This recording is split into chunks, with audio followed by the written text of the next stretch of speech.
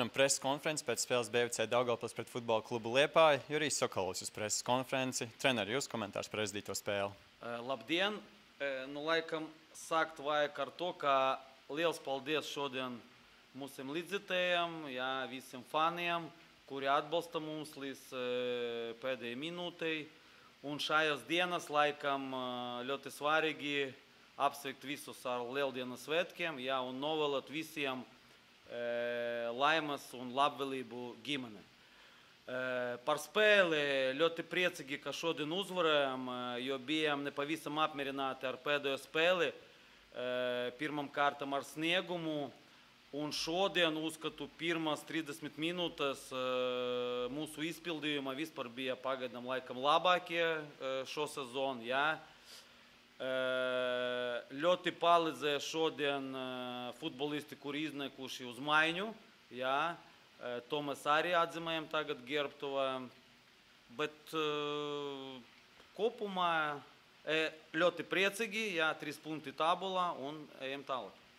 Par pēc spēles pret Supernovu, kas bija tieši tas konkrētais, ko jūs pamainījāt varbūt tieši treniņos, kas varbūt deva arī šo pozitīvo gaisotni Daugavpilī? Pirmam kārtam mēs ļoti nopietni pastrādājam uz spēlētāju psiholoģiju. Bija, teiksim tā, komandu sapulce, kur mēs vairāk kārt fokusējamies ar attieksmē, pie katrai spēlei.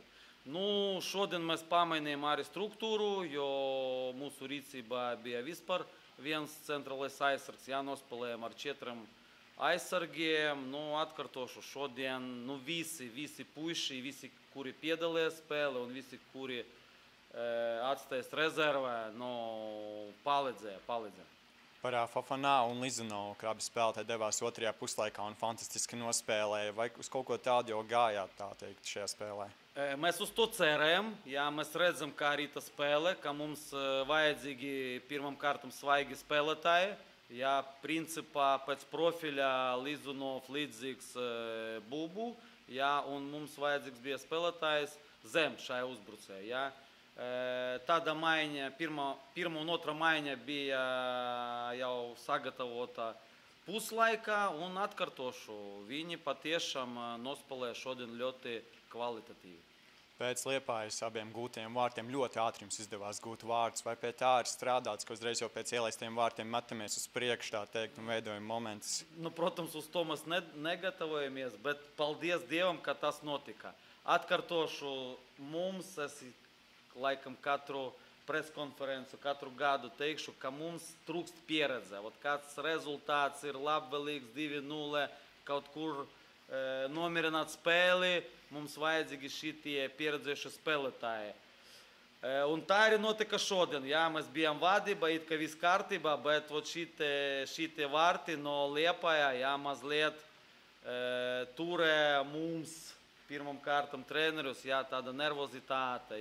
Un paldies, ka uzreiz pēc ielaistiem vārtiem mums sanāca uzreiz iesist. Mazliet, teiksim tā, nomierināt visus. Nākamā spēle pret Metas komandu. Ko varbūt vēl gribētu pielikt klāt, lai turpinātu šādu te fantastisko spēli un komandas auru?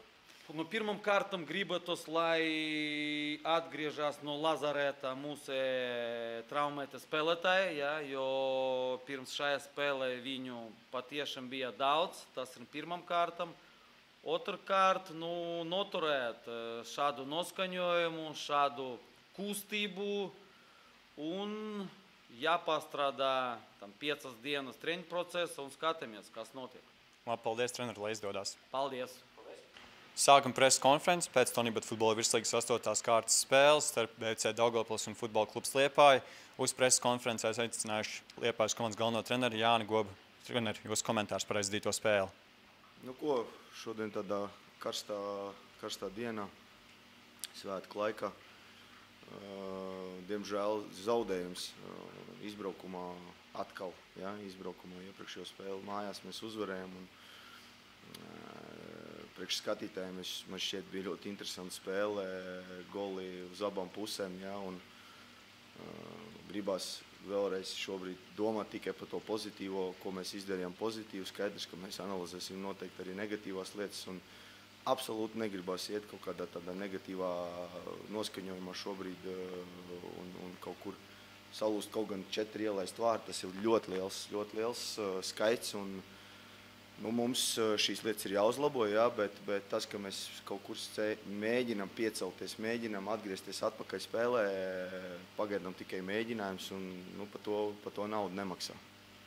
Par 3. un 4. ielaistajiem vārtiem, kas tika ielaist uzreiz pēc gūtajiem vārtiem, kā jūs, prāt, varētu noraksturot šo situāciju, jūs komentētu?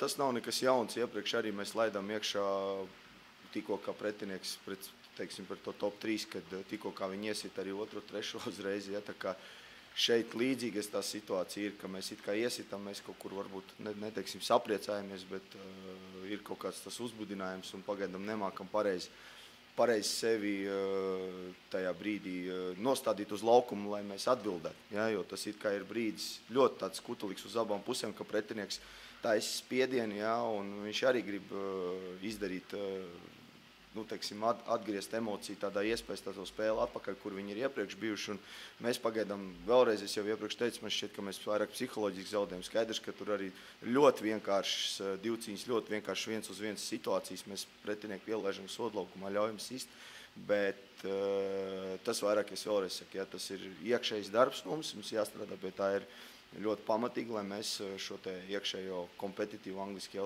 latviski sacensību spētu uzturēt ikdienas procesā, jo tai sacensībai jābūt ir, izskatās, ka kāds nesaprot, ka tas ir par nopietnu. Par Dodo maiņu spēli 14. minūtē vai var pakomentēt? Pagaidām grūti pateikt, kas viņam notika tur, jā. Teica, ka gatavs pats bija spēlēt nākamo spēli, bijām plānojuši 45 minūtes viņa, jā, un arī netrāpījām, jā. Skaidrs, ka viņam ir savs vecums šobrīd, kurš ir jārespektē, jā, bet viņš varbūt pats sevi īsti līdz galam nejūt, ka viņam varbūt kaut kas traucē pirms spēles, grūti pateikt, es ar viņu neesmu runājis.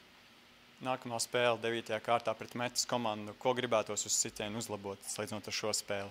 Jā, nākamā spēle mums pret Supernovu ir. Pret Supernovu, jā. Jā, pret ko mēs... Daugavpilī pret Metu jāspēlē, jā. Jā. Tā kā nākamā spēlē, protams, mājas spēle tā būs. Es domāju, ka iepriekš es jau atbildēju, kā mēs mājās izējam uz laukumu, un tas ir pats galvenais, ka mēs tur absolūti nedrīkstam atdot nevienu centimetru mājas laukumā. Paldies, treneri, lai izdodās. Paldies.